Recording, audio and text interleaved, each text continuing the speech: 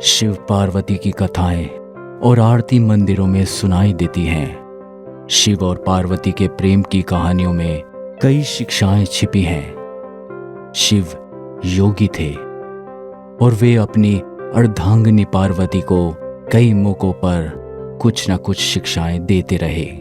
पुराणों में वर्णित ये जीवन मंत्र इंसानों के भी काम आ सकते हैं। कभी तंत्र, कभी मंत्र, कभी ऋषियों और मुनियों के ज्ञान, कभी रोचक तांत्रिक कहानियां, यहाँ आपको सब कुछ मिलेगा। तो दोस्तों, आइए शुरू करते हैं आप सबके साथ आपके अपने चैनल तंत्र मंत्र में। अध्यात्म विद्या में जानने योग्य 3 मुख्य विषय हैं। इस संपूर्ण दृश्य जगत का मूल तत्व क्या है? इस तत्व से सृष्टि रचना की प्रक्रिया क्या है तथा इस मूल तत्व को कैसे जाना जाए? इन्हीं 3 प्रश्नों को लेकर अध्यात्म विद्या का विकास हुआ, किंतु अलग अलग समय में भिन्न भिन्न मनुष्यों द्वारा इन पर विचार किए जाने के कारण इनमें भिन्न भिन्न मत सामने आए, जिससे कोई भी एक मत सर्वमान्य ना हो सका तथा पाठकों में दुविधा बनी रही। ऐसी ही दुविधा भैरवी के मन में पैदा हुई, जिसने तंत्र के कई ग्रंथों का अध्ययन किया जिनमें भिन्न भिन्न बातें कही गई थी, जिससे वह सत्य का निर्णय नहीं कर पा रही थी कि इनमें कौन सा सही है।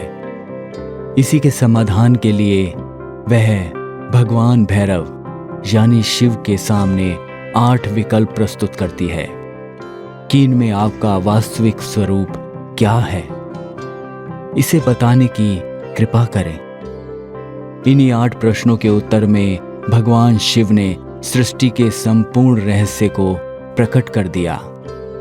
वह सब जान लेने के बाद उसने उस परम तत्व को जानने की विधि के विषय में प्रश्न किया कि उसे कैसे जाना जाए। तो उसके उत्तर में भगवान शिव ने 112 विधियों का वर्णन किया, जिसकी साधना करके कोई भी साधक उस परम तत्व को जान सकता है। यही ग्रंथ विज्ञान भैरव नाम से प्रसिद्ध है। इस ज्ञान को भैरव भैरवी संवाद के रूप में दिया गया है। वीडियो अच्छा लगे तो वीडियो को लाइक, शेयर और चैनल को सब्सक्राइब करके बेल आइकन को प्रेस करना मत भूलिएगा। वीडियो में आगे बढ़ने से पहले अगर आपको भी तंत्र मंत्र से संबंधित कोई जानकारी चाहिए हो तो कमेंट बॉक्स में जरूर लिखिएगा। विज्ञान भैरव तंत्र देवी के प्रश्नों से शुरू होता है। देवी ऐसे प्रश्न पूछती है जो दार्शनिक मालूम होते हैं, लेकिन शिव उत्तर उसी ढंग से नहीं देते। देवी पूछती है, प्रभु आपका सत्य क्या है? शिव इस प्रश्न का उत्तर ना देकर उसके बदले में एक विधि देते हैं। अगर देवी इस विधि से गुजर जाए तो वे उत्तर पा जाएंगी। इसलिए उत्तर परोक्ष है, प्रत्यक्ष नहीं। शिव नहीं बताते कि मैं कौन हूं, वे एक विधि भर बताते हैं। वे कहते हैं ये करो और तुम जान जाओगे। तंत्र के लिए करना ही जानना है। तुम एक प्रश्न पूछते हो और दर्शन एक उत्तर दे देता है।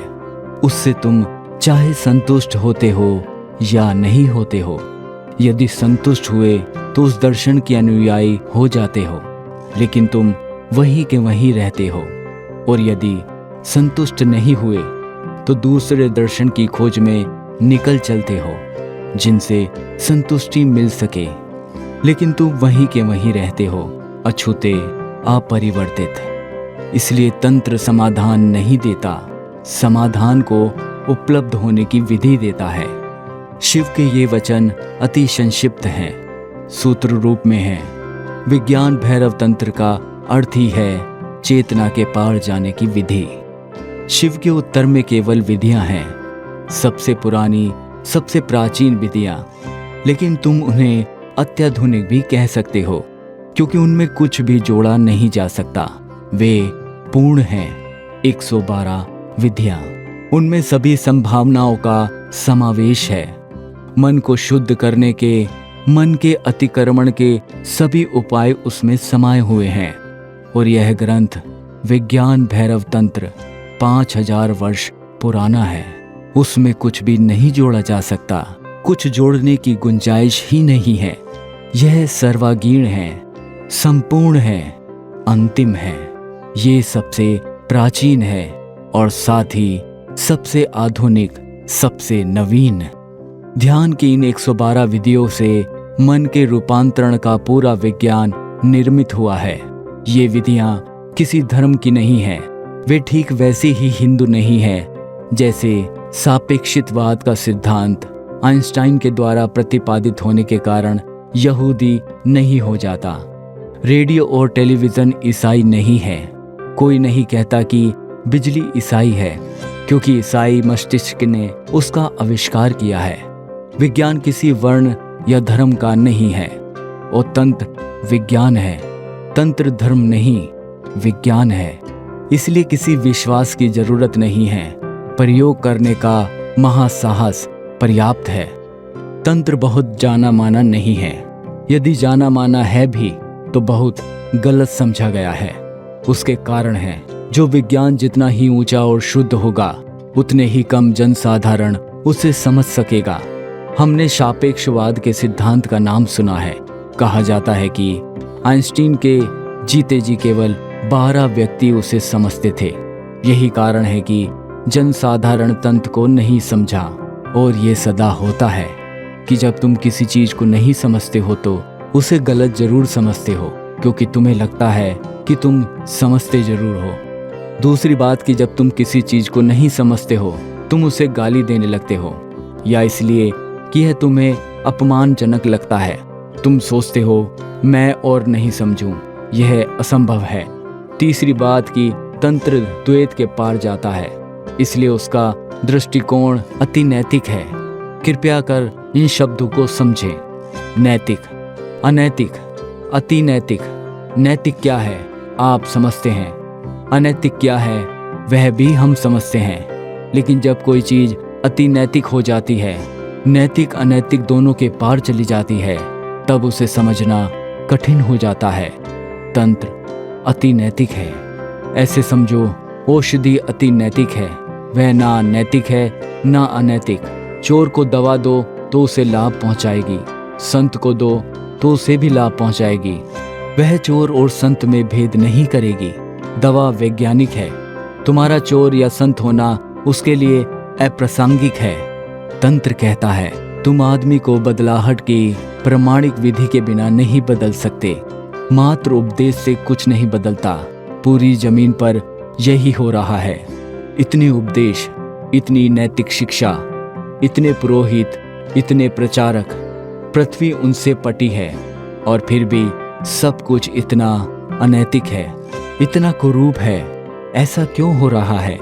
तंत्र तुम्हारी तथाकथित नैतिकता की, तुम्हारे सामाजिक रस्म रिवाज की चिंता नहीं करता। महाशिवरात्रि का दिन वह दिन था जब शिव और पार्वती की शादी हुई थी। आदि योगी एक सन्यासी थे जिनकी चरम उदासीनता एक दिन कामना में बदल गई, क्योंकि उन्हें उलझने का कोई डर नहीं था और ये कामना उनके लिए अपने ज्ञान और बोध की गहराई को साझा करने का साधन बन गई। पार्वती ने दुनिया को देखकर शिव से कहा, आपने मुझे जो सिखाया है वो वाकई अद्भुत है, इसे हर किसी तक पहुंचना चाहिए। लेकिन मैं देख सकती हूँ कि आपने मुझे ये ज्ञान जिस तरह दिया है, ये ज्ञान आप पूरी दुनिया को उसी तरह से नहीं दे सकते। आपको दुनिया के लिए कोई दूसरा तरीका बनाना होगा। फिर शिव ने योग की प्रणाली की व्याख्या करना शुरू किया। उन्होंने 7 शिष्य चुने जिन्हें अब सप्त ऋषियों के रूप में देखा जाता है। उस समय से योग आत्मज्ञान पाने का विज्ञान बन गया। यह बहुत व्यवस्थित और वैज्ञानिक बन गया, जिससे ये किसी को भी सिखाया जा सके। इस प्रकार शिव ने 2 सिस्टम बनाए, तंत्र और योग। उन्होंने अपनी पत्नी पार्वती को तंत्र सिखाया। तंत्र बहुत अंतरंग है, उसे बहुत करीबी लोगों के साथ ही किया जा सकता है, लेकिन योग को व्यापक तौर पर सिखाया जा सकता है। ये हमारे आसपास की दुनिया के लिए, खासकर आज के युग में, ज्यादा उपयुक्त है। इसलिए आज भी शिव को योग का पहला गुरु या आदि गुरु माना जाता है। तो मिलते हैं एक नए वीडियो के साथ, तब तक के लिए अपना ध्यान रखिएगा।